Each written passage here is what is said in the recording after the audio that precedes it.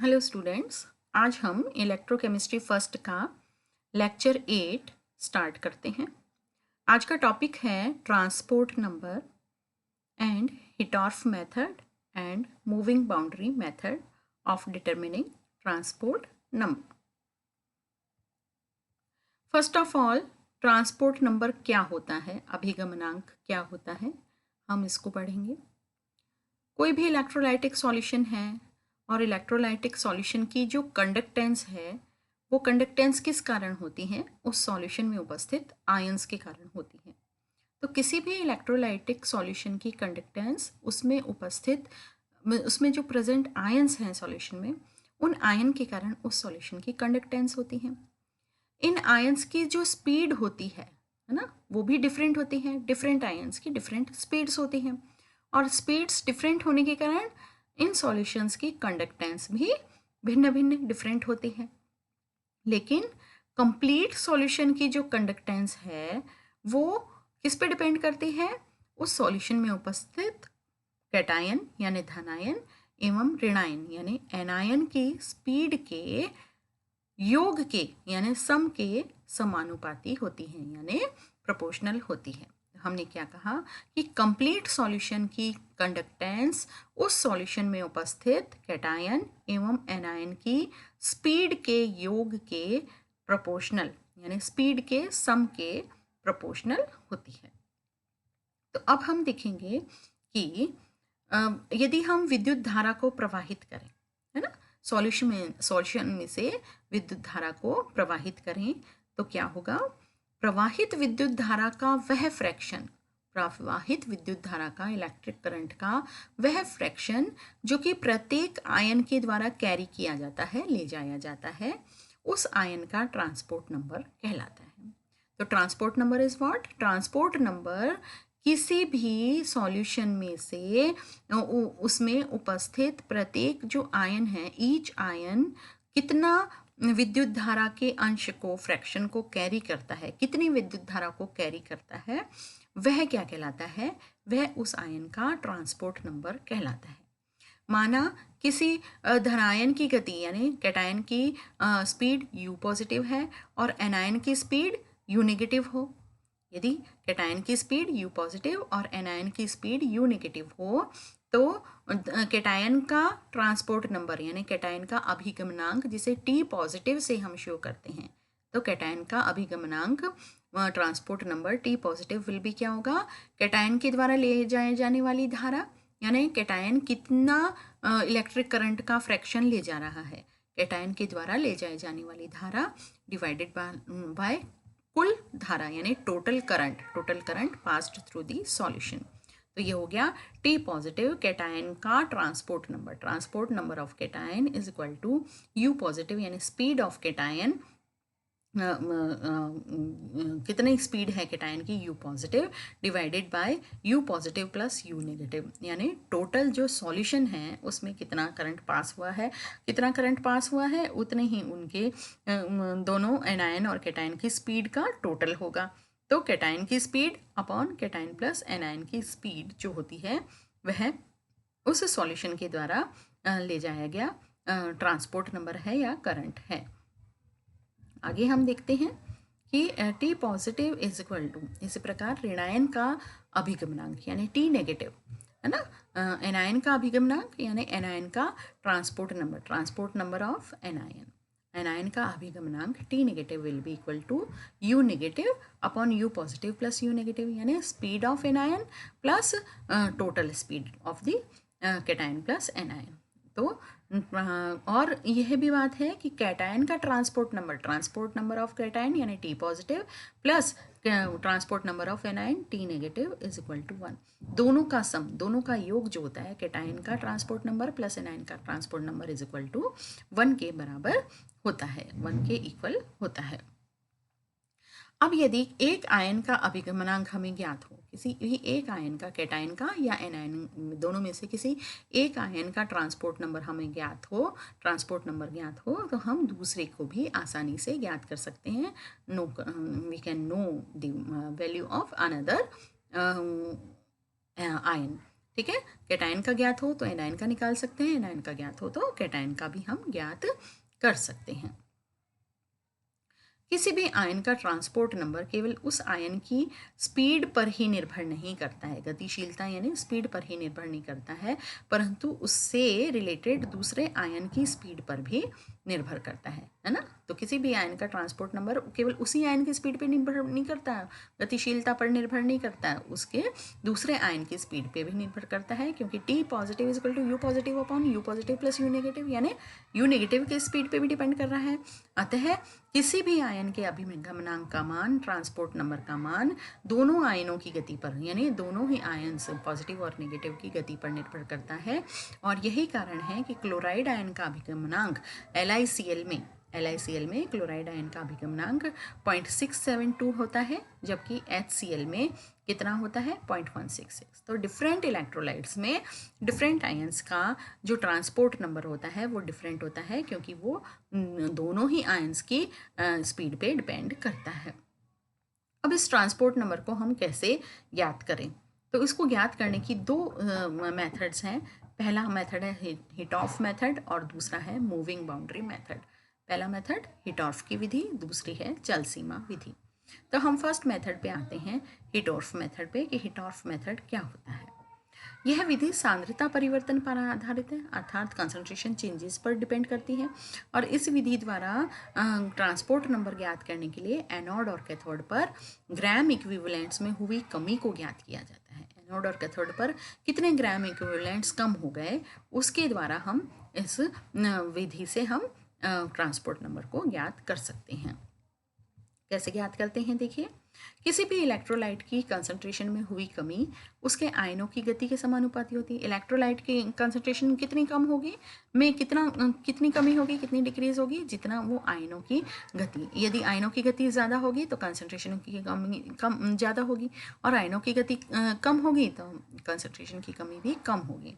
और आयनों की गति की समानुपाती होती है, और जो उस भाग को छोड़कर चले जाते हैं। इसी आधार पर एनोड की सांद्रता में कमी धनायनों की गति के समानुपाती होती है, और कैथोड भाग की सांद्रता में कमी ऋणायनों की गति के समान होगी। तो कैथोड भाग में की सांद्रता में कैथोड भाग की सांद्रता में कमी किसके गति के समानुपाती होगी? कैथोड की होगी ऋणायनों की गति के समानुपाती, और एनोड भाग की सांद्रता में कमी एनोड भाग की सांद्रता में कमी धनायनों की गति के प्रोपोर्शनल होती है। तो हम ये कह देंगे कि जो भी इलेक्ट्रोड है उसकी सांद्रता में कमी, उस पर आयनों की कितनी सांद्रता कम हुई, जितनी उस आयन की स्पीड थी। ठीक है, तो दोनों भागों में हुई कमी जो होगी वो क्या होगी कि दोनों भागों में हुई कमी धनायन और ऋणायन की गति के योग के बराबर होगी। तो धनायन की गति अपॉन ऋणायनों की गति, धनायन की गति यू पॉजिटिव अपॉन ऋणायन की गति यू नेगेटिव। तो धनायन की गति तो एनोड की सांद्रता में हुई कमी के बराबर होगी, और ऋणायनों की गति किसके बराबर होगी? कैथोड भाग की सांद्रता में हुई कमी के बराबर होगी। तो टी पॉजिटिव हमें पता है, transport number of positive ion is equal to U positive upon U positive plus U negative. तो टी पॉजिटिव हो गया एनोड भाग की सांद्रता में हुई कमी डिवाइडेड बाय एनोड भाग की सांद्रता में हुई कमी प्लस कैथोड भाग की सांद्रता में हुई कमी, क्योंकि हम गति को किससे सांद्रता में हुई कमी के बराबर मान रहे हैं, प्रोपोर्शनल मान रहे हैं। तो T positive is equal to anode भाग की सांद्रता में हुई कमी और डिवाइडेड बाय एनोड भाग की सांद्रता में कमी प्लस कैथोड भाग की सांद्रता में हुई कमी, इन दोनों का योग जो होगा वो टोटल कमी, यानी टोटल विलयन की सांद्रता में हुई कमी के बराबर हो जाता है ये दोनों का सम। ठीक है, तो टी पॉजिटिव हो गया एनोड भाग की सांद्रता में हुई कमी अपॉन सांद्रता में हुई कुल कमी। तो यदि सांद्रता को ग्राम इक्विवेलेंट संख्या के रूप में हम व्यक्त करें तो क्या होगा? T positive is equal to anode भाग के ग्राम तुल्यांकों में हुई कमी। सांद्रता क्या है? सांद्रता में कमी यानी ग्राम तुल्यांक यानी नंबर ऑफ ग्राम इक्विवेलेंट्स में कमी, यानी decrease in number of gram equivalents. तो एनोड भाग में डिक्रीज इन ग्राम तुल्यांक यानी एनोड भाग में हुई ग्राम तुल्यांकों में कमी, और दोनों भागों में ग्राम तुल्यांकों में हुई कुल कमी के बराबर होगी टी पॉजिटिव। और फैराडे के सेकेंड लॉ के अनुसार क्या होता है कि किसी भी इलेक्ट्रोड पर मुक्त हुए पदार्थ की नंबर ऑफ ग्राम इक्विवेलेंट्स की संख्या, किसी भी इलेक्ट्रोड पर मुक्त हुए फ्री हुए ग्राम इक्विवेलेंट की संख्या उतनी ही मात्रा में पास्ड इलेक्ट्रिक करंट, उतनी ही मात्रा में विद्युत प्रवाहित होने पर जो कॉपर कुलोमीटर में हुई कॉपर की मात्रा, मुक्त हुई कॉपर की मात्रा के बराबर होती है। तो जितना करंट पास होगा उतने करंट पास्ड करंट से कॉपर किलोमीटर में कितनी कॉपर की मात्रा मुक्त होती है उसके बराबर होती है। तो ये फिर इसके बराबर होती है। और इसके नेक्स्ट जो है हम हिटॉर्फ मेथड, उसको हम इस प्रकार से समझ सकते हैं। टी पॉजिटिव किसके बराबर हो जाएगा, एनोडिक भाग में ग्राम तुल्यांकों में हुई कमी की मात्रा डिवाइडेड बाय किलोमीटर में एकत्रित कॉपर के ग्राम तुल्यांकों की मात्रा। ठीक है, और इस प्रकार टी पॉजिटिव ज्ञात होने पर T positive plus T negative is equal to 1, यानी पॉजिटिव आयन का transport number minus negative ion का transport number is equal to 1 की वाली इक्वेशन के द्वारा टी नेगेटिव की वैल्यू भी हम ज्ञात कर सकते हैं। अब आता है नेक्स्ट मूविंग बाउंड्री मेथड या जल सीमा विधि। इस विधि में समान अनुप्रस्थ काट वाली एक नली को सेल के रूप में प्रयुक्त करते हैं हम, मतलब जिसका अनुप्रस्थ क्रॉस सेक्शनल एरिया एकदम समान हो ऊपर से लेकर नीचे तक, उसको हम सेल के रूप में यूज़ लेते हैं तथा उसे एक बैटरी और एक धारा नियंत्रक के साथ रियोस्टेट के साथ जोड़ देते हैं और श्रेणी में जोड़ते हैं, सीरीज़ में जोड़ देते हैं और एक कॉपर किलोमीटर को भी हम जोड़ देते हैं, लगा देते हैं। और जिस पदार्थ के आयनों का ट्रांसपोर्ट नंबर ज्ञात करना हो उसका हम सॉल्यूशन बना लेते हैं। और यह सॉल्यूशन जो होता है यह मेन इलेक्ट्रोलाइट होता है, प्रमुख विद्युत अपघट्य होता है तथा उसके समान आयन वाले अन्य सॉल्ट्स के विलयन को हम इंडिकेटर इलेक्ट्रोलाइट के रूप में प्रयुक्त करते हैं। इंडिकेटर इलेक्ट्रोलाइट के दूसरे आयन की गति प्रमुख इलेक्ट्रोलाइट के आयन से कम होती है। ठीक है, तो अब हम देखते हैं फॉर एग्जांपल H पॉजिटिव और Cl आयनों का जो ट्रांसपोर्ट नंबर है उनको ज्ञात करने के लिए HCl विलयन का मेन इलेक्ट्रोलाइट ले लेते हैं और कैडमियम क्लोराइड को एक इंडिकेटर इलेक्ट्रोलाइट के रूप में हम प्रयुक्त करते हैं। अब सेल में एक कैडमियम का एनोड लगा लेते हैं और उसमें कैडमियम क्लोराइड विलयन को भर देते हैं और ऊपर के भाग में एक प्लेटिनम का कैथोड लगा देते हैं और विलयन में आई करंट प्रवाहित करते हैं। तो एनोड रिएक्शन के फलस्वरूप एनोड का कैडमियम घुलकर विलयन में आ जाएगा। कैडमियम क्या बना देगा, कैडमियम आयन बना देगा और दो इलेक्ट्रॉन रिलीज कर देगा। तो कैडमियम का एनोड है तो कैडमियम घुलकर आयन बना देगा। तो ये हमारा इसका इलेक्ट्रिक सर्किट है जो कि जिसमें हमने क्या लिखा है, हमने लिखा है कि कैडमियम क्लोराइड का विलयन है, कैडमियम का एनोड है तथा हमने एक ट्यूब ली है, इस ट्यूब का जो क्रॉस सेक्शनल एरिया बराबर है और यहाँ प्लेटिनम का वायर है और जो कि कैथोड के रूप में काम कर रहा है और इसमें HCl विलयन है ना। तो HCl विलयन ये मेन इलेक्ट्रोलाइट है और कैडमियम क्लोराइड विलयन जो है ये इंडिकेटर इलेक्ट्रोलाइट है। ठीक है, और इससे हमने एमीटर जोड़ दिया है, इस साइड हमने सीरीज़ में किलोमीटर और रियोस्टेट जोड़ दिया है और इधर बैटरी जोड़ दी है, बैटरी को हमने कनेक्ट कर दिया है। तो कैथोड पर क्या होगा, कैथोड पर जो हाइड्रोजन गैस है वह हाइड्रोजन गैस कैथोड पर क्या होगा, जो हाइड्रोजन आयन है वो हाइड्रोजन आयन इन दोनों रिलीज्ड इलेक्ट्रॉन को ले लेंगे और हाइड्रोजन गैस के रूप में हाइड्रोजन गैस फ्री हो जाएगी, मुक्त हो जाती है, हाइड्रोजन गैस बबल्ड हो जाती है यानी फ्री हो जाती है, मुक्त हो जाती है। अतः H पॉजिटिव आयन कैथोड की ओर गति करते जाएंगे तथा उनका स्थान कैडमियम आयन लेते जाएंगे। तो इस प्रकार H पॉजिटिव आयन तथा उसके पीछे कैडमियम आयन, क्योंकि कैडमियम आयनों की गति H पॉजिटिव आयनों से कम होगी और कैथोड की ओर गति करते जाएंगे तथा क्लोराइड आयन नीचे की ओर गति करते जाएंगे, यानी cadmium ion H positive ion के पीछे कैडमियम आयन यानी ऊपर की ओर गति करते जाएंगे तथा क्लोराइड आयन जो है वो एनोड की ओर गति करते जाएंगे, है ना। और क्लोराइड आयन नीचे एनोड की ओर गति करते जाएंगे और H पॉजिटिव और कैडमियम आयन कैथोड की ओर गति करते जाएंगे। ठीक है, तो इस प्रकार से H पॉजिटिव आयनों का जो ट्रांसपोर्ट नंबर है वो कितना हो जाएगा, वो हो जाएगा H पॉजिटिव आयनों द्वारा ले जाया गया विद्युत करंट की मात्रा डिवाइडेड बाय कंप्लीट विद्युत करंट की मात्रा, और H पॉजिटिव का जो ट्रांसपोर्ट नंबर है वो किसके बराबर हो जाएगा, वो L यानी दोनों विलयनों के मध्य की दूरी, A क्रॉस सेक्शनल एरिया नली का क्रॉस सेक्शनल एरिया अनुप्रस्थ काट, और C जो है वो हमारे विलयन जो है उसकी सांद्रता हो जाएगी divided by 1000 into Q। Q है प्रवाहित कुल विद्युत की धारा, कुल विद्युत धारा के बराबर हो जाएगा Q। तो इस प्रकार हम देखते हैं कि हमने जो T पॉजिटिव है उसको हमने ज्ञात कर लिया। अब आते हैं हम ट्रांसपोर्ट नंबर को प्रभावित करने वाले कारक। ये ऐसे कौन से कारक हैं जो कि ट्रांसपोर्ट नंबर को प्रभावित करते हैं। सर्वप्रथम सांद्रता कंसंट्रेशन।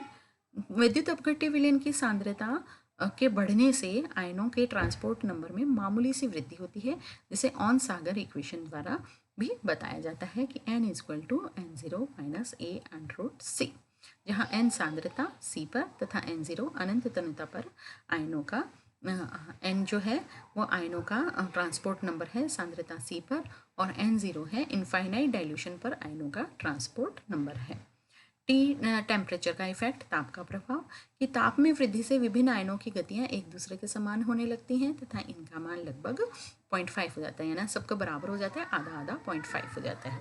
इलेक्ट्रोलाइट की प्रकृति पर, नेचर ऑफ इलेक्ट्रोलाइट पर, कि आयनों की ट्रांसपोर्ट नंबर विद्युत अपघट्यों की प्रकृति से भी बहुत अधिक प्रभावित होते हैं। इसी कारण सोडियम आयन का जो ट्रांसपोर्ट नंबर है वो NaCl, NaBr और NaNO3 में भिन्न भिन्न होता है, और इसका कारण यह है कि किसी आयन की जो स्पीड है वो इस बात पर भी निर्भर करती है कि वह किस आयन के साथ संबद्ध है। अतः किसी भी इलेक्ट्रोलाइट के दोनों आयन एक दूसरे की स्पीड को प्रभावित करते हैं। नेक्स्ट लास्ट फैक्टर है आयनों का जल योजन, कि किसी भी आयन का जो जल योजन जितना अधिक होगा वह सॉल्वेशन जितना अधिक होगा वह उसका ट्रांसपोर्ट नंबर भी जो है वो उतना ही कम हो जाएगा। तो इस प्रकार से हम देखते हैं यह जो लास्ट फैक्टर है संकुल आयनों का निर्माण या असामान्य अभिगमनांक, जो फिफ्थ फैक्टर है वह अभिगमनांक को प्रभावित करने वाला पांचवा कारक है। जो आयन संकुल यौगिक बनाते हैं वह सांद्र विलयन में उनके अभिगमनांक के मान भी असामान्य हो जाते हैं, अर्थात संकुल यौगिक बनाने वाले जो आयन्स होते हैं उनके यदि कंसंट्रेट सॉल्यूशन लें तो उसमें भी उनके ट्रांसपोर्ट नंबर हैं वो जो हैं वो असामान्य एबनॉर्मल हो जाते हैं। तो आज का लेक्चर हमारा आज के लेक्चर में हमने ट्रांसपोर्ट नंबर के बारे में पढ़ा, और ट्रांसपोर्ट नंबर को ज्ञात करने की दो विधियाँ हिटॉफ मेथड और चल सीमा विधि यानी मूविंग बाउंड्री मेथड के बारे में हमने पढ़ा, और ट्रांसपोर्ट नंबर को प्रभावित करने वाले कारक अर्थात फैक्टर्स अफेक्टिंग ट्रांसपोर्ट नंबर के बारे में हमने पढ़ा। आज का लेक्चर हमारा यहीं समाप्त होता है। धन्यवाद।